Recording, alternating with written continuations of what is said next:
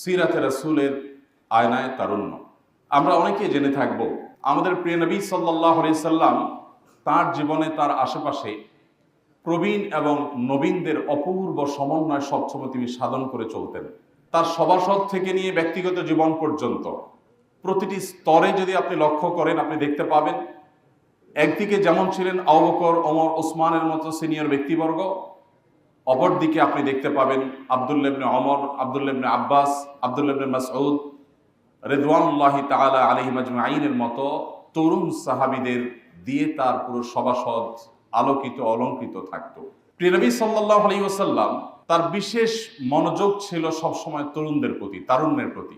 তার হাদিসের যে ভান্ডার আছে সেখান থেকে আপনি দেখবেন জীবনের অন্য কোনো সময় নিয়ে, সেটা শৈশব হোক কিংবা বার্ধক্য হোক অথবা পরিণত বয়স হোক, অন্য কোনো সময় নিয়ে প্রিয় নবী সাল্লাল্লাহু আলাইহি ওয়াসাল্লাম এতগুলো কথা বলেননি যতগুলো কথা বলেছেন তারুণ্যকে ঘিরে। আপনি দেখবেন আমাদের প্রিয় নবী সাল্লাল্লাহু আলাইহি ওয়াসাল্লামের বিভিন্ন হাদিসে তিনি ইয়া মাশারাশ শাবাব, হে তরুণ সম্প্রদায় বলে আলাদাভাবে তরুণদেরকে তিনি অ্যাড্রেস করে কথা বলেছেন। আপনি দেখবেন না যে তিনি মধ্যবয়সী মানুষদেরকে আলাদা করে অ্যাড্রেস করে বলেছেন হে মধ্যবয়সী মানুষেরা, হে বৃদ্ধা নারীরা, হে বৃদ্ধ পুরুষেরা।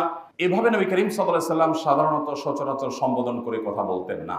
প্রিয় নবী সাল্লাল্লাহু আলাইহি সাল্লামের কতখানি মনোযোগ ছিল আপনাদের প্রতি, আমাদের প্রতি, বিশেষভাবে তার মনোযোগ ছিল তারুণ্যের প্রতি। এটি তার তরুণদেরকে বিশেষভাবে অ্যাড্রেস করে করে, সম্বোধন করে করে মায়াভরা কণ্ঠে বিভিন্ন নাসিহা এবং দিক নির্দেশনা যে দিয়েছেন সেখান থেকে দিনের আলোর মতো পরিষ্কার। আজ আমরা দেখতে পাই কোথাও হয়তো প্রবীণদের প্রায়োরিটি, আবার কোথাও হয়তো নবীনদের প্রায়োরিটি। প্রিয় নবী সাল্লাল্লাহু আলাইহি সাল্লাম সেই মানুষ ছিলেন যার ব্যক্তিগত জীবন থেকে নিয়ে তার সভাসদ পর্যন্ত, তার সমস্ত পর্যায়ে এমনকি রণাঙ্গনেও নবীন এবং প্রবীণদের অপূর্ব সমন্বয় তিনি সাধন করতেন। যেখানে নবীনদের প্রয়োজন সেখানে নবীনদেরকে তিনি নেতৃত্ব দিতেন, যেখানে প্রবীণদের প্রয়োজন সেখানে তিনি প্রবীণদেরকে সেই কাজে লাগাতেন। প্রিয় নবী সাল্লাল্লাহু আলাইহি সাল্লামের তরুণদেরকে ঘিরে যে সমস্ত হাদিসগুলো তিনি বলেছেন এগুলো অনেকগুলো আপনাদের জানা থাকার কথা। তিনি তারুণ্যের গুরুত্ব দেখাতে বোঝাতে গিয়ে বলেছেন ইগতানিম খামসান ক্বাবলা খামসিন, পাঁচটি বিষয় তোমাদের জীবনে হেলায় হারিও না। পাঁচটি বিষয়কে হেলায় হারাবে না। পাঁচটি বিষয় এগুলোর বিশেষভাবে তোমরা কদর করবে, মূল্যায়ন করবে। অবহেলায় অযত্নে যেন এই পাঁচটি সম্পদ তোমাদের জীবন থেকে হারিয়ে না যায়। তার মধ্যে থেকে গুরুত্বের সাথে নবী সাল্লাল্লাহু আলাইহি ওয়াসাল্লাম বলেছেন শাবাবাকা ক্বাবলা হারামিক, মনে রাখবে হে তরুণ, তোমার জীবনে হায়াত যদি থাকে, বেঁচে যদি থাকো পৃথিবীতে, একটা সময় বার্ধক্য আসবে। সো বার্ধক্য আসার আগে তোমার তারুণ্যের প্রতি তুমি খেয়াল রেখো, অর্থাৎ যৌবনের উচ্ছ্বালতায়, উন্মাদনায় তুমি যেন সেটাকে নষ্ট করে ফেলো না। যত্রতত্র তোমার তারুণ্যকে ব্যবহার করো না। মনে রাখবে এই তারুণ্য অন টাইম, জীবনে একবার আসছে আর আসবে না। আলী রাদিয়াল্লাহু তাআলা আনহু তার একটি প্রসিদ্ধ কবিতা আছে, বাকাইতু আলা শাবাবিন ক্বাদ তাওয়াল্লা ফায়া লাইতাশ শাবাব লানা ইয়াউদু। তিনি তারুণ্য হারানোর পর, তারুণ্যের বয়সটি পার করার পর বলেছিলেন কেঁদে কেঁদে, আমি আমার সেই তারুণ্য, আমি আমার সেই যৌবনের জন্য এখনো কেঁদে ফিরি, যে যৌবন, যে তারুণ্য আমার জীবন থেকে হারিয়ে গেছে। ফায়া লাইতাশ শাবাব লানা ইয়াউদু, হায় যদি আমার জীবনে আবার তারুণ্য একটু ফিরে আসতো। ফালাউ কানা শাবাব ইউবাউ বাইআন, পৃথিবীর কোন বাজারে যদি তারুণ্য বিক্রি হতো, পৃথিবীর কোন মার্কেটে, কোন শপিং মলে, কোন কোম্পানির কাছে যদি যৌবন কেনা যেত, লা আতাইতুল মুবাইআ মা ইউরিদু, তবে বিক্রেতা যত সম্পদ, যত বিনিময়, যত মূল্যই চাক না কেন, আমি আমার সকল সহায় সম্পদ সবকিছু দিয়ে হলেও জীবনে মুহূর্তের জন্য তারুণ্যকে ক্রয় করার চেষ্টা করতাম। ওয়ালাকিন্নাশ শাবাবা ইযা তাওয়াল্লা আলা শারাফিন ফামাতলাবুহু বাঈদু, কিন্তু আফসোসের বিষয় হলো তারুণ্য এবং যৌবন এমন একটি বিষয়, জীবনের এই সম্পদটি হারিয়ে গেলে সকল সম্পদ দিয়েও, পৃথিবীর সমস্ত অ্যাসেটের বিনিময়েও সে তারুণ্যকে মুহূর্তের জন্য আর ফিরিয়ে আনা সম্ভবপর হয় না। আমাদের নবী করিম সাল্লাল্লাহু আলাইহি সাল্লাম তারুণ্য এবং যৌবনের এই সময়টাকে এত বেশি গুরুত্ব আরোপ করেছেন যে তিনি আমাদেরকে আলাদা করে বলেছেন শাবাবাকা ক্বাবলা হারামিক, মনে রাখবে এই তারুণ্য তোমার আজীবন থাকবে না, একটা সময় শেষ হয়ে যাবে, ক্ষয় হয়ে যাবে। অতএব এই তারুণ্য তোমার হেলায় তুমি হারাবে না। এটাকে যথাযথ ব্যবহার করবে। নবী করিম সাল্লাল্লাহু আলাইহি ওয়াসাল্লাম তিনি তরুণদেরকে উৎসাহ দিয়ে, উদ্দীপনা দিয়ে, প্রেরণা দিয়ে বলেছেন, সাবআতুন ইউযিল্লুহুমুল্লাহু ফি যিল্লিহি ইয়াওমা লা যিল্লা ইল্লা যিল্লুহ। কিয়ামতের ভয়াবহতম দিনে যখন সূর্য মানুষের মাথার খুব কাছাকাছি অবস্থান করবে, বৈজ্ঞানিকভাবে সূর্য এত কাছাকাছি থাকলে জ্বলে পড়ে ছাই হওয়ার কথা, কিন্তু আখিরাত বলে কথা, পার্থিব জীবনের কোনো কিছুর সাথে আখিরাতের জীবনের কোনো কিছুর সাথে কোনো তুলনা চলবে না। সেখানকার দৃশ্য, সেখানকার পরিবেশ, সেখানকার পরিস্থিতি, সেখানকার অবকাঠামো, সেখানকার সব কিছু হবে সম্পূর্ণ ডিফারেন্ট। আমরা পৃথিবীর যে বাস্তবতা দেখছি, এটা দেখে আখিরাতকে অনেক সময় তুলনা করে ফেলি, যেটা আমাদের ভুল হয়। তো নবী করিম সাল্লাল্লাহু আলাইহি সাল্লাম কিয়ামতের সেই ভয়াবহতম পরিস্থিতিতে তরুণদের জন্য একটি সুসংবাদ দিয়ে বলেছেন, 7 শ্রেণীর মানুষকে আল্লাহ তাআলা কিয়ামতের ভয়াবহতম দিনে যখন মানুষ পাগলের মতো অস্থির থাকবে, কারোর পরনে কাপড় থাকবে না, ভয়াবহতা এমন চরমে পৌঁছাবে যে কাপড় পরনে আছে কি নেই সেটি দেখবার মতো ফুরসতটুকু মানুষের থাকবে না। এরকম কঠিন পরিস্থিতিতে মানুষ আল্লাহর কাছে যখন পানা চাইতে থাকবে যে আল্লাহ, যদি আমাদের জাহান্নাম ফয়সালা হয়ে থাকে তবে জাহান্নামেই দিন, তবুও কিয়ামতের এই দুর্বিষহ পরিস্থিতি থেকে আপনি মুক্তি দিন। নবীদের কাছে মানুষ দৌড়ে গিয়ে আকুতি জানাবে, আল্লাহর কাছে ফরিয়াদ করুন যেন বিচার কার্য আল্লাহ তাআলা শুরু করেন। এই দুর্বিষহ, এই কঠিন পরিস্থিতি আমরা সইতে পারছি না। ঠিক সেই কঠিন পরিস্থিতিতে নবী করিম সাল্লাল্লাহু আলাইহি সাল্লাম বলেছেন, 7 শ্রেণীর মানুষকে আল্লাহ রাব্বুল আলামিন আল্লাহর আরশের ভিআইপি প্যান্ডেলে আল্লাহ তাআলা জায়গা দিবেন, স্থান দিবেন। কোনো কষ্ট তাদেরকে স্পর্শ করবে না, তারা জান্নাতি নিয়ামতের মধ্যে অবস্থান করবে। সেই 7 শ্রেণীর মানুষের মধ্যে দ্বিতীয় শ্রেণীর কথা উল্লেখ করে নবী সাল্লাল্লাহু আলাইহি সাল্লাম বলেছেন, শাবুন নাশআ ফি ইবাদাতিল্লাহ। ওই তরুণ, ওই তরুণী, ওই যুবক, ওই যুবতী যে তার যৌবনকে, যে তার তারুণ্যকে তার রবের ইবাদতের জন্য বিসর্জন করেছে, উৎসর্গ করেছে, রিজার্ভ করে রেখেছে, পুরা তারুণ্যকে আল্লাহর উদ্দেশ্যে যে অবস্থাপন করেছে, ব্যবহার করেছে, যার তারুণ্যকে সে কালিমা মিশ্রিত হতে দেয়নি, তার তারুণ্যে কোনো মাস্তানি, কোনো গুন্ডামি, কোনো অসৎকর্ম, কোনো অন্যায়, কোনো পাপাচার, এগুলো দ্বারা সে কোনোভাবে নষ্ট হতে দেয়নি।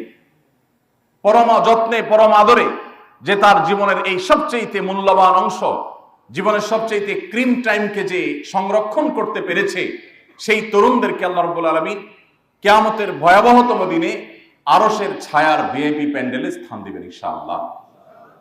আমরা সবাই সেই তরুণদের কাতারে শামিল হতে চাই তো ইনশাআল্লাহ। হে আরশের মালিক, আপনি আমাদের সবাইকে সেই তরুণদের কাতারে শামিল করে নিন। সময়ত উপস্থিতি, প্রিয় নবী সাল্লাল্লাহু আলাইহি সাল্লাম তরুণদের সতর্ক করে বলেছেন, মনে রাখবে কিয়ামতের ভয়াবহতম দিনে কয়েকটি প্রশ্নের উত্তর দেয়া ছাড়া কোনো মানুষ আপন পা নাড়াতে পারবে না। কাউকে তার দুটি পা নাড়াতে দেয়া হবে না যাবত না সে কয়েকটি প্রশ্নের উত্তর আল্লাহর কাছে না দিতে পারবে। এর মধ্য থেকে ওয়ান শাবাবিহি ফিমা আবলাহ, একটি প্রশ্ন করা হবে প্রত্যেক মানুষকে যে তোমার তারুণ্যকে, তোমার যৌবনকে তুমি কোন কাজে ব্যয় করেছো, তোমার যৌবনের অর্জন কি, তোমার তারুণ্যের অর্জন কি। এই প্রশ্নের উত্তর দেওয়া ছাড়া কোনো মানুষ তার দুটি পা নাড়াতে পারবে না। আপনি আপনার তারুণ্যে কি করছেন, আপনি আপনার যৌবনে কি করছেন, এই প্রশ্ন উত্তর আপনাকে দিতে হবে। প্রিয় নবী সাল্লাল্লাহু আলাইহি সাল্লাম এইভাবে তার জীবনের বাঁকে বাঁকে, ক্ষণে ক্ষণে তারুণ্যকে স্মরণ করেছেন, তারুণ্যকে অ্যাড্রেস করেছেন। তরুণদেরকে তিনি বিশেষভাবে মনোযোগ দিয়েছেন, তার বিশেষ এবং স্পেশাল ফোকাস ছিল তরুণরা। নবী সাল্লাল্লাহু আলাইহি সাল্লামের চারপাশে তরুণরা তাকে ঘিরে থাকতো। তার একান্ত সেবক ছিলেন একজন তরুণ, আনাস ইবনে মালিক রাদিয়াল্লাহু তাআলা আনহু। তার ইলমের ধারক, সবচেয়ে বেশি দোয়া পেয়েছেন যিনি, তিনি ছিলেন আরেকজন তরুণ, আব্দুল্লাহ ইবনে আব্বাস রাদিয়াল্লাহু তাআলা আনহু, যার জন্য তিনি দোয়া করে বলেছিলেন, আল্লাহুম্মা আল্লিমহুল কিতাব, আল্লাহ তাকে আপনি কোরআনের জ্ঞান দান করুন। তার আদর্শকে সবচেয়ে বেশি ধারণ করা মানুষদের মধ্যে থেকে একজন, তাকে সবচেয়ে বেশি ভালোবাসা মানুষগুলোর মধ্যে থেকে একজন, তার সুন্নাতের সবচেয়ে বেশি আঁকড়ে ধরা মানুষগুলোর একজন ছিলেন, তার অত্যন্ত আদরের একজন মানুষ ছিলেন আরেকজন তরুণ, তার নাম ছিল আব্দুল্লাহ ইবনে ওমর রাদিয়াল্লাহু তাআলা আনহু। নবী করিম সাল্লাল্লাহু আলাইহি সাল্লাম এভাবে তরুণদের ঘেরাওর মধ্যে থাকতেন। প্রবীণরা যেমন থাকতো, নবীনরা থাকতো, বৃদ্ধরা যেমন থাকতো, ঠিক একইভাবে তরুণদেরকে নবী করিম সাল্লাল্লাহু আলাইহি সাল্লাম বিশেষ গুরুত্ব দিতেন। সম্মানিত উপস্থিতি, নবী করিম সাল্লাল্লাহু আলাইহি সাল্লাম আব্দুল্লাহ ইবনে মাসউদ রাদিয়াল্লাহু তাআলা আনহুকে একবার উৎসাহ দিয়ে বলেছিলেন, প্রেরণা দিয়ে বলেছিলেন, ইন্নাকা গোলামুন মুআল্লিম, হে আব্দুল্লাহ, তুমি একজন শিক্ষক যুবক, যে মানুষকে জ্ঞান বিতরণ করো। আপনারা জানেন ইলমে ফিকহের, ইসলামী ফিকহের অন্যতম দুইজন দিকপাল, সাহাবীদের মধ্য থেকে অন্যতম দুইজন দিকপালের একজন ছিলেন আব্দুল্লাহ ইবনে মাসউদ রাদিয়াল্লাহু তাআলা আনহু, আরেকজন ছিলেন আব্দুল্লাহ ইবনে আব্বাস রাদিয়াল্লাহু তাআলা আনহু। এই আব্দুল্লাহ ইবনে মাসউদ রাদিয়াল্লাহু তাআলা আনহু তিনি তখন যৌবন পেরিয়ে পরিণত বয়সের দিকে যাচ্ছেন, ইসলাম গ্রহণ করেছেন। নবী করিম সাল্লাল্লাহু আলাইহি সাল্লাম তাকে এমন প্রেরণা দিয়েছেন, পরবর্তীতে তিনি মুআল্লিমুস সাহাবা, সমস্ত সাহাবীদের বা অন্য সাধারণ সাহাবীদের শিক্ষকে তিনি পরিণত হয়েছেন। নবী করিম সাল্লাল্লাহু আলাইহি সাল্লামের প্রেরণায় একজন তরুণ, তিনি কিয়ামত পর্যন্ত আগত মানুষের কাছে রেফারেন্স ব্যক্তি হিসেবে অনন্য এক আসনে আসীন হয়েছে।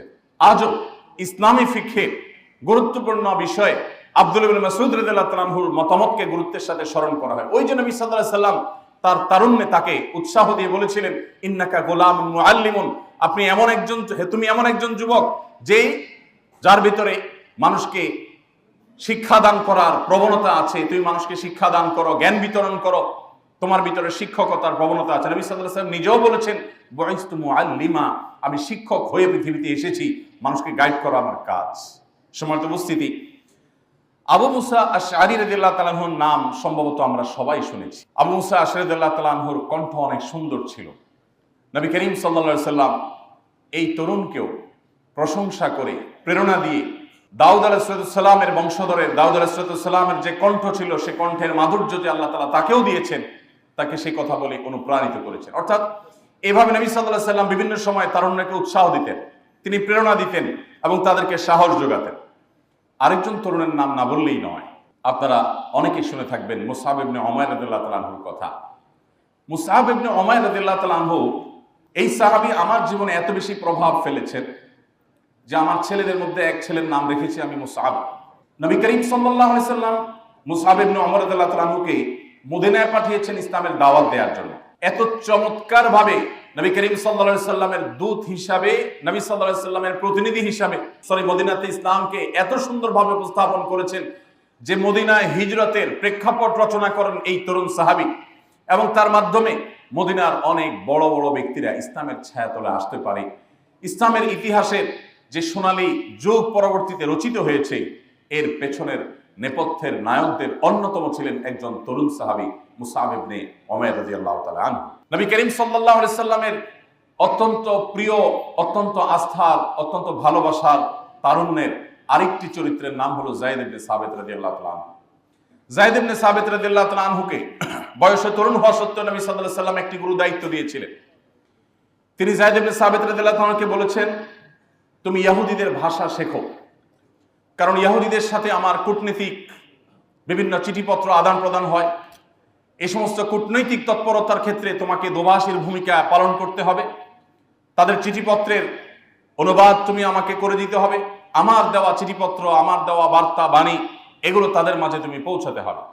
যায়েদ ইবনে সাবিত রাদিয়াল্লাহু তাআলা আনহু নবী করিম সাল্লাল্লাহু আলাইহি ওয়াসাল্লামের নির্দেশ পালন করে এই গুরু দায়িত্ব তিনি তার কাঁধে তুলে নিয়েছিলেন, এবং তিনি শিখেছিলেন ইহুদিদের ভাষা এবং অত্যন্ত চমৎকার ভাবে নবী করিম সাল্লাল্লাহু আলাইহি ওয়াসাল্লামের দোভাষীর কাজ করেছিলেন। বয়সে তিনিও কিন্তু একজন তরুণ ছিলেন। সম্মানিত উপস্থিতি, নবী করিম সাল্লাল্লাহু আলাইহি সাল্লাম মক্কা বিজয়ের পর যখন মক্কা থেকে তিনি বাহিরে যাবেন, মক্কা রাষ্ট্রের দায় দায়িত্বগুলো বুঝিয়ে দেওয়ার জন্য তিনি বেছে নিয়েছেন একজন তরুণকে। সেই তরুণের নাম হলো আত্তাব ইবনে উসাইদ রাদিয়াল্লাহু তাআলা আনহু। অনেক বৃদ্ধ আরো অন্য বয়সের মানুষ থাকা সত্ত্বেও এমন একজন তরুণকে আমাদের প্রিয় নবী সাল্লাল্লাহু আলাইহি সাল্লাম মক্কায় তার প্রতিনিধি হিসাবে রাষ্ট্র পরিচালনার দায়িত্ব দিয়েছিলেন, যার বয়স 20 বা 21 ছিল। বিভিন্ন ঐতিহাসিকরা বলেছেন 21ও তার বয়স তখনও পরিপূর্ণ হয়নি। এরকম একজন টকবগে যুবককে তিনি মক্কায় তার প্রতিনিধি হিসাবে পুরো দায়িত্ব তার কাঁধে তুলে দিয়ে তারপর নবী সাল্লাল্লাহু আলাইহি সাল্লাম সেখান থেকে গিয়েছেন। তরুণরা নবী করিম সাল্লাল্লাহু আলাইহি সাল্লামের কাছে কত গুরুত্বপূর্ণ ছিলেন, যুবকদের প্রতি নবী সাল্লাল্লাহু আলাইহি সাল্লামের কি মনোযোগ ছিল, কয়েক ঘন্টা আলোচনা করলে বোধহয় সেটি শেষ করা সম্ভবপর হবে না। সম্মানিত উপস্থিতি, আমরা আরেকজন সাহাবীর নাম জানি, আব্দুল্লাহ ইবনে হুযাফা রাদিয়াল্লাহু তাআলা আনহু। নবী করিম সাল্লাল্লাহু আলাইহি সাল্লাম তাকে আরেকটি গুরু দায়িত্ব দিয়েছিলেন। মদিনা রাষ্ট্রের তরফ থেকে, পক্ষ হতে প্রিয় নবী সাল্লাল্লাহু আলাইহি সাল্লামের প্রতিনিধি হিসেবে, তার দূত হিসেবে বড় বড় প্রভাবশালী রাজা বাদশাদের কাছে নবী করিম সাল্লাল্লাহু আলাইহি সাল্লাম এই সাহাবী আব্দুল্লাহ ইবনে হুযাফা রাদিয়াল্লাহু তাআলাকে পাঠিয়েছেন। কতটা গুরুত্ব তিনি তরুণদেরকে দিতেন, কতটা ভালোবাসতেন তরুণদেরকে, তার একটা উজ্জ্বল উদাহরণ হলো এই আব্দুল্লাহ ইবনে হুযাফা রাদিয়াল্লাহু তাআলা। নবী করিম সাল্লাল্লাহু আলাইহি সাল্লামের একান্ত সেবা করার জন্য সবারই আগ্রহ ছিল।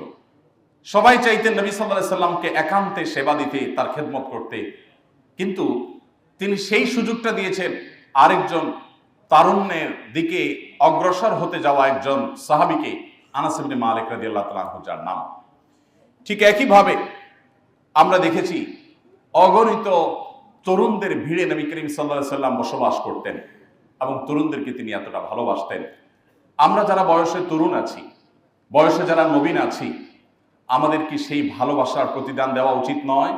নবী করিম সাল্লাল্লাহু আলাইহি সাল্লাম তিনি আমাদেরকে যতটা ভালোবেসেছেন, তার যতটা মনোযোগ ছিল তারুণ্যের প্রতি, তার সেই ভালোবাসার সর্বোত্তম প্রতিদান হবে নবী করিম সাল্লাল্লাহু আলাইহি সাল্লাম তরুণদেরকে যেভাবে দেখতে চেয়েছেন, যেমন তরুণের চিত্র তিনি অঙ্কন করেছেন, যে তরুণের স্বপ্ন তিনি দেখেছেন, তারুণ্যকে তিনি যে গাইড করেছেন, আজকের তারুণ্য যদি সেই পথে হাঁটে তবে সেটাই হবে নবী করিম সাল্লাল্লাহু আলাইহি সাল্লামের প্রতি আমাদের কৃতজ্ঞতার সবচাইতে উজ্জ্বল উদাহরণ। নবী করিম সাল্লাল্লাহু আলাইহি সাল্লাম তরুণদের সবচেয়ে বেশি যে বিষয়ে গুরুত্ব দিতেন সেটি হলো তরুণরা যেন তাদের তারুণ্যকে সকল প্রকার নোংরামো থেকে, সকল প্রকার পাপাচার থেকে, বিশেষভাবে চরিত্রহীনতা থেকে তারা যেন নিজেদেরকে হেফাজতে রাখে। কারণ আপনারা জানেন তারুণ্যের এই সময়টা, এটা পৃথিবীকে জয় করার সময়। অতি সম্প্রতি আমরা দেখেছি নতুন বাংলাদেশ গড়ে দেওয়ার এই অসাধ্য সাধন করেছিল তরুণেরা। তরুণরাই আমাদের সামনে থেকে নেতৃত্ব দিয়েছে এবং পুরো কাজটির শুরু থেকে শেষ পর্যন্ত সহস্তে সুসম্পাদন করে ছেড়েছে তরুণেরা।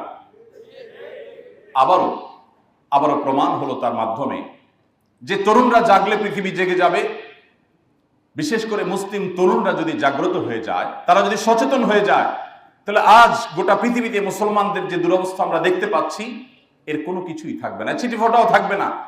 মুসলমানদের অবস্থা পরিবর্তনের জন্য তরুণদেরকে জাগতে হবে, তরুণদেরকে নড়ে চড়ে বসতে হবে, তাদের আত্মপরিচয় তাদেরকে খুঁজে বের করতে হবে। আজ আক্ষেপ হয় সেই তারুণ্যের প্রতি, যেই তারুণ্য পশ্চিমা সভ্যতা, পশ্চিমা কৃষ্টি এবং কালচারের প্রভাবে মাথা নুয়ে ফেলে, যে সেখানে নিজেকে বিক্রি করে ফেলে, যে তার জীবনকে, যৌবনকে পশ্চিমা তারুণ্যের প্রভাবে তাদের মধ্যে হারিয়ে ফেলে। আমার অত্যন্ত কষ্ট হয়, আফসোস হয় সেই তারুণ্য দেখে। মনে রাখবেন, আপনি তাদের বংশধর, আপনি তাদের সন্তান, যারা তাদের তারুণ্যের পুরো সময়টাকে সর্বোত্তম ব্যবহার করে গোটা বিশ্ব চরাচরকে তারা জয় করেছেন। আপনি সে আব্দুল্লাহ ইবনে ওমরের সন্তান, আপনি সে আব্দুল্লাহ ইবনে আব্বাসের সন্তান, আপনি সে আবু হুরায়রা রাদিয়াল্লাহু তাআলার সন্তান, আপনি সে ওমরের সন্তান। আজ মুসলিম তারুণ্য আমরা আমাদের আত্মপরিচয় আমরা ভুলে গেছি। আমরা জানি না আমরা সেই নবীর উম্মত, যেই নবী আমাদের যৌবনকে, আমাদের তারুণ্যকে সকল প্রকার নোংরামো, সকল প্রকার দুশ্চরিত্র থেকে সংরক্ষণ করবার জন্য সবচেয়ে বেশি গুরুত্ব আরোপ করেছেন। কারণ একজন যুবক যদি তার যৌবনের সমস্ত চাহিদাগুলোকে আল্লাহর আদেশ এবং নিষেধ দ্বারা নিয়ন্ত্রণ করতে পারে, ফিল্টার করে চলতে পারেন, এই যুবক, তার দ্বারা বিশ্ব জয় করা সম্ভব।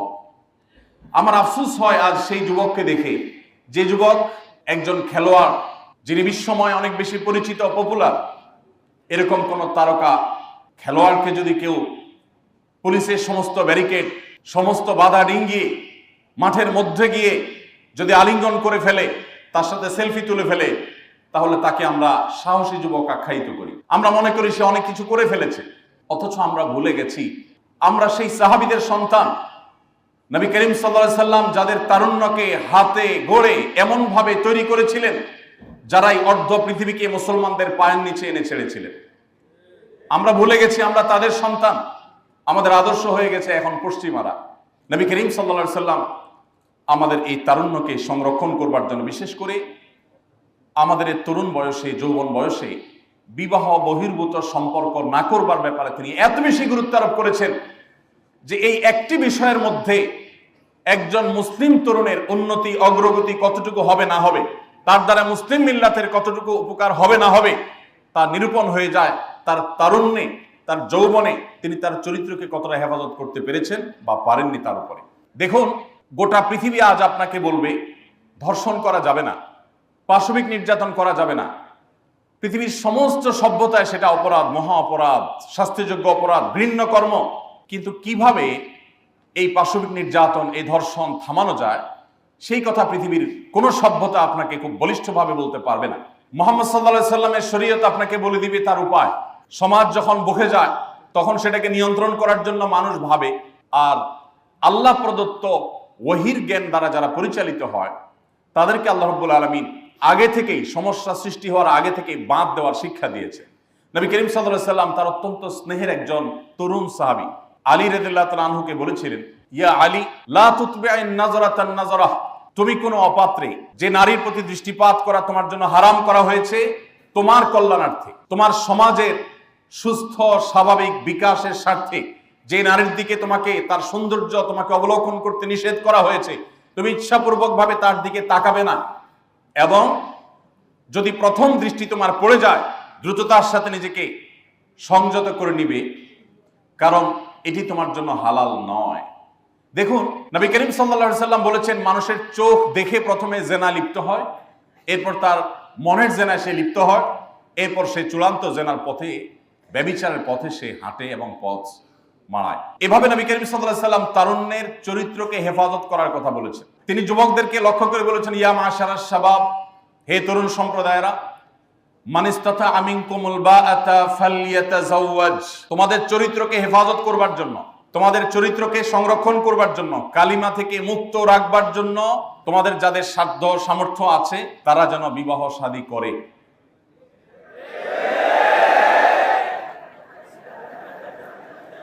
আল্লাহ তাআলা আমাদের অভিভাবকদের মনগুলোকে গলিয়ে দিন, আমাদের বাবা মাদের আল্লাহ তাআলা সুমতি দান করুন।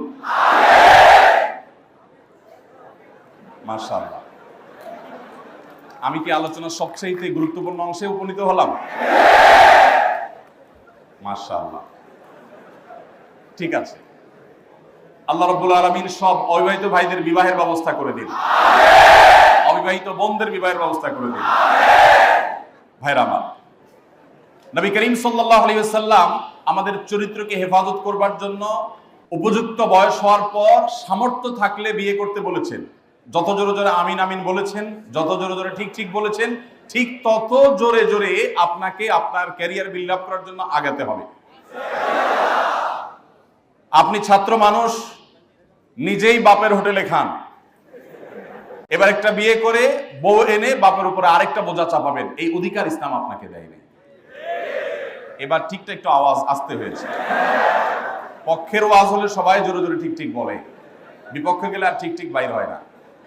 যাই হোক, তো ভাইরা আমার, খুবই গুরুত্বপূর্ণ ইস্যু। যেই যুবক তার যৌবন কালে যা দেখে তাতেই সে অস্থির হয়ে যায়, ব্যাকুল হয়ে যায়, নিয়ন্ত্রণহীন হয়ে যায়, আত্মনিয়ন্ত্রণ রাখতে পারে না, যেখানে সেখানে কাত হয়ে পড়ে, চিত হয়ে পড়ে, যেখানে সেখানে সে সারেন্ডার করে বসে এবং নিজেকে কোনোভাবে কন্ট্রোল করতে পারে না, আমি বলি এই যুবকদের দৃষ্টান্ত হলো ডায়রিয়া রোগের মতো। কেউ ডায়রিয়া আক্রান্ত হলে সেটা যদি চরম পর্যায়ে পৌঁছে যায়, তখন তারা নিয়ন্ত্রণ ক্ষমতা থাকে না, আত্মনিয়ন্ত্রণ থাকে না, চাইলেও সে মন মতো, জায়গা মতো, সময় মতো তার কাজ সে সারতে পারে না। তো এই রোগের রোগীর মতো হলো ওই তরুণের অবস্থা, যে তরুণ যেখানে যা দেখে, মোবাইলে দেখেছে, কম্পিউটারে দেখেছে, বাইরে দেখেছে, ফেল ফেল করে চেয়ে রয়েছে, ওইদিকে পিছনে দৌড়ানো শুরু করে দিয়েছে, তার পড়ালেখা শেষ করে দিয়েছে, ক্যারিয়ার ছেড়ে দিয়েছে, বাপ মা ছেড়ে দিয়েছে, সমাজ ছেড়ে দিয়েছে, দিন ধর্ম ছেড়ে দিয়েছে, সে পাগল পড়া হয়ে ঘুরছে। তো আবার আরেকটা দেখেছে, তো সেদিকে ছুটছে। যে যুবক এভাবে যা দেখে সেদিকেই ছুটে, যেখানে যায় সেখানে কাত হয়ে পড়ে, সব জায়গায় নিয়ন্ত্রণহীন হয়ে যায়, সেই যুবকের দৃষ্টান্ত হলো ডায়রিয়া রোগীর মতো নিয়ন্ত্রণহীন। সিরিয়াস আলাম। দেখুন, মুসলিম তরুণের দৃষ্টান্ত হলো যে সে পাহাড় সম দৃঢ়তার অধিকারী হবে, যেখানে সেখানে সে নিয়ন্ত্রণহীন হয়ে যাবে না, সে বৈধ আর অবৈধ খুঁজবে, সে তার বুক ভরা সমস্ত ভালোবাসাগুলোকে জমিয়ে রাখবে তার বৈধ সঙ্গী সঙ্গিনীর জন্য। দেখুন, পৃথিবীর সমস্ত সভ্যতা আপনাকে বলবে যে তুমি বিবাহ করেছো, এই অবস্থায় তুমি আরেকজন নারীর সাথে বা কোনো নারী তিনি বিবাহ করেছেন, তিনি আরেকজন পুরুষের সাথে যদি সম্পর্ক রাখে, এই সম্পর্কটা অবৈধ। এটা পৃথিবীর সমস্ত সভ্যতাই স্বীকার করে।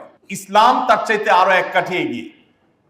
ইসলাম বলে বিবাহের পর তোমার জীবন সঙ্গী জীবন সঙ্গিনীর রাইট বা তার অধিকারের দিকে খেয়াল করতে গিয়ে তুমি আরেকজনের দিকে দৃষ্টিপাত করবা না বা আরেক দিকে তুমি যাবা না, অগ্রসর হবা না।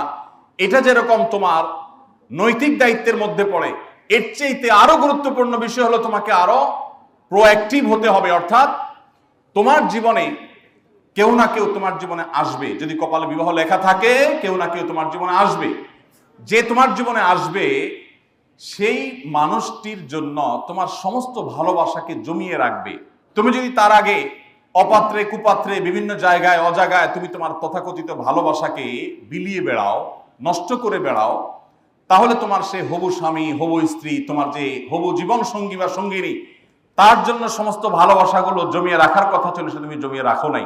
অর্থাৎ আমার জীবনে যিনি আসবেন তার প্রতি আমার কমিটমেন্ট, তার প্রতি আমার ভালোবাসার সবচেয়ে উৎকৃষ্ট উদাহরণ হবে যে তার আসার আগেও আমার সমস্ত ভালোবাসা, সমস্ত অনুভূতি, অনুভব, উপলব্ধি সবকিছুকে আমি জমিয়ে রাখবো তার জন্য। এর চাইতে প্রোঅ্যাক্টিভ চরিত্রবান মানুষ আর কে হতে পারে? ইসলাম আমাদেরকে সেই শিক্ষা দেয়। পশ্চিমা সভ্যতা আপনাকে সেটা বলবে না, বলবে যে তোমার যা খুশি তা করো, সমস্যা নাই, তবে বিয়ের পর আর করিও না। আর ইসলাম বলে না, তোমার জীবন সঙ্গী জীবন সঙ্গিনীর জন্য তোমার সারা জীবনের সমস্ত ভালোবাসাকে সঞ্চয় করে রাখো, অজায়গায় কুজায়গায় সেটাকে অপাত্র কুপাত্রে ব্যবহার করবে না। সময়তে ভাইরা আমার, আমরা আজ অনেকেই পশ্চিমা সভ্যতা, পশ্চিমা কৃষ্টি কালচারের দ্বারা এত বেশি প্রভাবিত হয়ে গেছি যে তাদের সব কিছুকে আমরা গায়ে মাখানোর চেষ্টা করছি, তাদের সমস্ত কৃষ্টিগুলোকে আমরা এখানে আমদানি করার চেষ্টা করছি। আমরা ভুলে গেছি যে আমরা মুসলমান, আমরা বাঙালি, আমরা বাংলাদেশি। এই অঞ্চলের মানুষের যে কৃষ্টি, যে কালচার, সেটা মুসলমান হোক কিংবা হিন্দু হোক কিংবা খ্রিস্টান হোক কিংবা বৌদ্ধ হোক, সে কালচার কোনো ক্রমেই পশ্চিমা কালচারের সাথে যায় না। আমাদের নিজস্ব সংস্কৃতি আছে, সেটা আমরা ভুলে যেতে বসেছি। আমি একটি কথা প্রায় বলি, পশ্চিমারা জ্ঞানে, বিজ্ঞানে, তথ্যে, যোগাযোগে, অবকাঠামোতে, অর্থনীতিতে, অনেক দিক থেকে, পরিবেশের দিক থেকে, অনেক দিক থেকে তারা আমাদের থেকে যদি 1000 বছর এগিয়ে থাকে, পারিবারিক ব্যবস্থাপনায় তাদের চাইতে আমরা 2000 বছর এগিয়ে আছি। তাদের থেকে জ্ঞান বিজ্ঞান নেন, তাদের থেকে তথ্য প্রযুক্তি নেন, তাদের থেকে অন্যান্য ভালো জিনিসগুলো নেন, কোনো অসুবিধা নেই, ইসলাম সেটা নিষেধ করে না। কিন্তু তাদের বস্তা পচা সস্তা সংস্কৃতি আমাদের দেশে আমদানি করবেন না। এদেশের স্বামীরা স্ত্রীদেরকে যতটা ভালোবাসে, এদেশের স্ত্রীরা স্বামীকে যতটা ভালোবাসে, আমাদের সমাজে অধপতনের এই সময়টাতেও স্বামী স্ত্রীর মধ্যে যে বোঝাপড়া আছে, যতটা দাম্পত্য জীবনের সুখ এবং ভালোবাসা আমরা আমাদের এই অঞ্চলে কল্পনা করতে পারি, পশ্চিমারা সেগুলো স্বপ্নেও দেখে না। অর্থাৎ ঘুমন্ত মানুষ যে স্বপ্ন দেখে, তারা এরকম কিছু স্বপ্নেও দেখে বলে আমার মনে হয় না যে স্বামী স্ত্রীকে এরকম ভালোবাসতে পারে। একটু আগে একজন স্যার বলছিলেন, ভিসি স্যারই বলছিলেন যে কোনো এক ইংল্যান্ডের একটা ঘটনা বলছিলেন যে বাবা খুশি হয়ে গর্ব করে কোন এক জায়গায় বলছিলেন যে আজকে ছেলের বিয়ে, আমি সৌভাগ্যবান, আমাকে দাওয়াত দিয়েছে। ছেলের বিয়েতে দাওয়াত পেয়ে বাবা কি গর্বিত, বাবা আনন্দিত, বাবা উৎফুল্ল, বাবা গর্ব করে বলছেন যে আমার ছেলের বিয়েতে আমাকে দাওয়াত দেওয়া হয়েছে, আলহামদুলিল্লাহ। আলহামদুলিল্লাহ তো আর বলে নেই, খুশি হয়েছেন তিনি। ভাইরা আমার, বিষয়টা হাসির নয়। আপনি কদিন আগের একটা পত্রিকার নিউজ দেখেছেন নিশ্চয়ই, জাপানে কয়েক বছরের মধ্যে অগণিত মানুষ, বহু মানুষ, তারা মরে বাসার মধ্যে পচে গলে দীর্ঘদিন পর তাদের লাশের দুর্গন্ধ যখন ছড়িয়ে পড়েছে, তখন তাদেরকে দরজা ভেঙে উদ্ধার করা হয়েছে। আমি নিজে এরকম জাপানে, বিভিন্ন দেশে দেখার সুযোগ আমার হয়েছে যে সেখানে তাদের সুখের এত উপকরণ থাকা সত্ত্বেও বৃদ্ধদের প্রায় সবার হাতে হাতে একটা কুকুর ছানা, একটা কুকুর। এই কুকুর শখে পালন করে, কিন্তু সেই শখটার পেছনে আছে এক নির্মম অধ্যায়। সেটি হলো যে তাদের সন্তানরা কেউ তাদের কাছে থাকে না। বাধ্য হয়ে একটা কুকুরকে সাথে নিয়ে তাদের চলতে হয়। ভাইরা আমার, আমাদের এই সমাজে এখনো বাবারা ছেলে মেয়ে অধপতন আমাদের চরমে। এরপরও আমাদের এই সমাজে বাবারা ছেলে মেয়েদেরকে যতটা ভালোবাসেন, আমাদের সন্তানরা বাবা মাকে যতটা ফিল করেন, পশ্চিমারা এগুলো চিন্তাও করতে পারে না, ওরা ভাবতেও পারে না। ওদের পারিবারিক জীবনে আমাদের সুখের কথা ওরা কল্পনাও করতে পারে না যে মানুষ পারিবারিক জীবনে এতটা সুখী হতে পারে। তাহলে আপনি যে মুহাম্মদ সাল্লাল্লাহু আলাইহি সাল্লামের আদর্শ, যার সংস্কৃতিকে ধারণ করে আপনি দুনিয়াতে পার্থিব সুখ অর্জন করলেন, আজ আপনি সেটাকে ছুঁড়ে ফেলে দিয়ে পশ্চিমাদের সভ্যতায় আপনি গা মাখাচ্ছেন। এর চাইতে বড় দুর্ভাগ্যজনক আর কোনো অধ্যায় হতে পারে না। এই জন্য সম্মানিত ভাইরা, আমি আপনাদেরকে বলতে চাই, আসুন প্রতিজ্ঞা করি আমাদের চরিত্রগুলোকে আমরা সংরক্ষণ করব, হেফাজত করব। মনে রাখবেন, আপনি আপনার পার্থিব উন্নতি অগ্রগতির প্রয়োজনে, আপনার কেরিয়ারকে ভালো করবার জন্য এবং আল্লাহ রাব্বুল আলামিনের প্রিয় পাত্র হওয়ার জন্য, ভালো মুসলমান হওয়ার জন্য, সাহসী যুবক হওয়ার জন্য, সফল মানুষ হওয়ার জন্য আপনার এই যৌবনের পুরো সময়টুকুকে সকল ধরনের অবৈধ সম্পর্ক থেকে, হারাম রিলেশন থেকে আপনাকে বাঁচিয়ে রাখতে হবে। এখনকার যুবকদের মধ্যে সেরকম যুবক পাওয়া সোনার হরিণ হয়ে গেছে, যে যুবক তার যৌবনকে দুশ্চরিত্র থেকে হেফাজতে রাখতে পারে। এরকম যুবক পাওয়া, এরকম যুবতী পাওয়া এখন সোনার হরিণ হয়ে গেছে। একটি কথা আমি বিভিন্ন জায়গায় বলার চেষ্টা করি, সেটি হলো, স্রোতের তালে গা ভাসানোর জন্য কোনো যোগ্যতার প্রয়োজন হয় না। যে কেউ স্রোতের তালে তালে গা ভাসাতে পারে। সমাজে সবাই যেটা করে এটা করতে যোগ্যতার প্রয়োজন হয় না। স্রোতের বিপরীত দিকে হাঁটতে যোগ্যতার প্রয়োজন হয়, শক্তির প্রয়োজন হয়। অতএব আমরা কি স্রোতের তালে তালে চলবো না স্রোতের বিপরীতে চলবো? আল্লাহ তাআলা আমাদের সবার সমস্ত আমলগুলোকে কবুল এবং মঞ্জুর করুন। আমাদেরকে প্রিয় নবী সাল্লাল্লাহু আলাইহি সাল্লামের সেই তরুণ সাহাবীদের মতো আদর্শবান তরুণ হওয়ার তৌফিক দান করুন। ভাইরা আমার, নবী করিম সাল্লাল্লাহু আলাইহি সাল্লাম তরুণদের জীবনে তাদের চরিত্রহীনতা থেকে, দুশ্চরিত্র থেকে, জেনা ব্যভিচার থেকে বাঁচাবার জন্য তার যে আপ্রাণ প্রচেষ্টা ছিল, সে বিষয়ে আমি আর দীর্ঘ আলোচনা করতে চাই না, সময় অনেক গড়িয়ে গেছে। আপনাদেরকে শুধু এটুকু বলতে চাই যে আলী রাদিয়াল্লাহু তাআলা আনহু যেটা বলেছিলেন, বাকাইতু আলা শাবাবিন কাদ তাওয়াল্লা ফায়া লাইতা শাবাব লানা ইয়াউদু, সেই আফসোস যেন আমাদের করতে না হয়। আপনি যদি কিয়ামতে আল্লাহর কাছে আর কিছু না নিয়ে যান, শুধুমাত্র এটুকু বলেন, আল্লাহ আমি শুধুমাত্র ঈমানের পর 5 ওয়াক্ত নামাজ পড়েছি, শিরক এবং বড় অপরাধগুলো থেকে, গুনাহগুলো থেকে বেঁচে থেকেছি, আর আমার তারুণ্যকে কোনো প্রকার কলঙ্ক থেকে মুক্ত রাখতে পেরেছি, আমার বিশ্বাস আল্লাহর বরকতের কাছে আপনি সাকসেস এবং সফল তরুণ হিসাবে, সফল মুসলিম হিসাবে দাঁড়াতে পারবেন। ডক্টর খন্দকার আব্দুল্লাহ জাহাঙ্গীর রহমতুল্লাহ আলাইহি বলতেন, আমার মতো দাড়ি পাকা যুবক, তিনি তার কথা বলতেন যে আমার মতো দাড়ি পাকা বৃদ্ধ, আমি যদি রাত জেগে তাহাজ্জুদের নামাজ পড়ি তাতে যে পরিমাণ সওয়াব পাবো, তোমরা তরুণরা শুধুমাত্র 5 ওয়াক্ত নামাজের পাশাপাশি তোমাদের তারুণ্যকে যদি নষ্টামি থেকে, নোংরামি থেকে, ব্যভিচার থেকে, হারাম রিলেশন থেকে বাঁচাতে পারো, তো আমার বিশ্বাস আমার মতো বৃদ্ধের তাহাজ্জুদের চাইতে অনেক বেশি আল্লাহর প্রিয় পাত্র তোমরা হতে পারবে। তো আপনারা চেষ্টা করবেন তো ইনশাআল্লাহ? আল্লাহ রাব্বুল আলামিন আমাদের সবাইকে, আমাদের তারুণ্যকে সকল ধরনের নষ্টামি থেকে, নোংরামি থেকে, অবৈধ সম্পর্ক থেকে বাঁচাবার তৌফিক দান করুন। ভাইরা আমার, বিশেষভাবে আপনাদেরকে আমি অনুরোধ করব, কোরআনে কারীমের সূরা ইউসুফ আপনারা একটু পাঠ করবেন। ইউসুফ আলাইহিস সালাম কিয়ামত পর্যন্ত আগত সমস্ত তরুণদের জন্য কোরআনের দেওয়া সবচেয়ে উত্তম উদাহরণ, সবচেয়ে ভালো দৃষ্টান্ত। তিনি কিভাবে তার তারুণ্যকে হেফাজত করেছিলেন। 7 শ্রেণী যুবকের যে হাদিস আমরা বলেছি, অবাক করা বিষয় হলো, যেখানে 7 শ্রেণীর মানুষকে আল্লাহ রাব্বুল আলামিন আরশের নিচে ছায়া দিবেন কিয়ামতের ভয়াবহতম দিনে, সেখানে 7 শ্রেণীর মধ্যে 2টা শ্রেণী আছে এই চরিত্র কেন্দ্রিক। তার একটা হলো সরাসরি শাবুন নাশা ফি ইবাদাতিল্লাহ, যে যুবক তার তারুণ্যকে আল্লাহর ইবাদতে কাটাবে। আরেকটা হলো ওই যুবক বা ওই যুবতী, ওই পুরুষ বা ওই নারী, যাকে অন্যায় বা পাপের কাজে আহ্বান করা হবে, অবৈধ রিলেশনের জন্য কেউ অফার করবে, আর সে বলবে ইন্নী আখাফুল্লাহ, আমি আল্লাহকে ভয় করি, আমার তারুণ্যে আমি কোনো নোংরামি লাগাতে দেব না, যা হয়েছে তার জন্য তওবা করে পরিপূর্ণভাবে আল্লাহর কাছে ইস্তেগফার করে যদি আমি ফিরে আসি, আল্লাহ তাআলা পেছনের সমস্ত গুনাহ মাফ করবেন ইনশাআল্লাহ। এবং নতুন করে যদি কেউ সংকল্প করে এবং তার তারুণ্যকে সে যদি হেফাজত করে, শুধুমাত্র এই হারাম অফারকে যদি কেউ ডিনাই করতে পারে, এই ইমানি শক্তিটুকুকে যদি অর্জন করতে পারে, এই আমলের বিনিময়ে কিয়ামতের ভয়াবহতম দিনে সে আল্লাহর আরশের নিচে ভিআইপি প্যান্ডেলে স্থান পাবে ইনশাআল্লাহ তাআলা। আমরা সবাই চেষ্টা করবো তো ইনশাআল্লাহ। সেই সাথে আপনাদেরকে বলতে চাই, প্রিয় নবী সাল্লাল্লাহু আলাইহি সাল্লাম তরুণদের মধ্যমপন্থী হতে উৎসাহিত করেছেন। আজ আমাদের তারুণ্যের একটা অংশকে আমরা দেখতে পাই তারা মধ্যম পন্থা থেকে বিচ্যুত হয়ে যাচ্ছে। নবী করিম সাল্লাল্লাহু আলাইহি সাল্লাম সবসময় তরুণদেরকে মধ্যম পন্থা, সব বয়সী মানুষদেরকে, বিশেষভাবে তরুণদেরকে মধ্যম পন্থা অবলম্বন করার জন্য গাইড করতেন। অতএব আমরা মধ্যম পন্থা অবলম্বন করব। কোরআন এবং হাদিসের জ্ঞানে আমরা আলোকিত হওয়ার চেষ্টা করব। ভাই বোন মুসলিম না হয়ে ইসলামটাকে জানার চেষ্টা করব।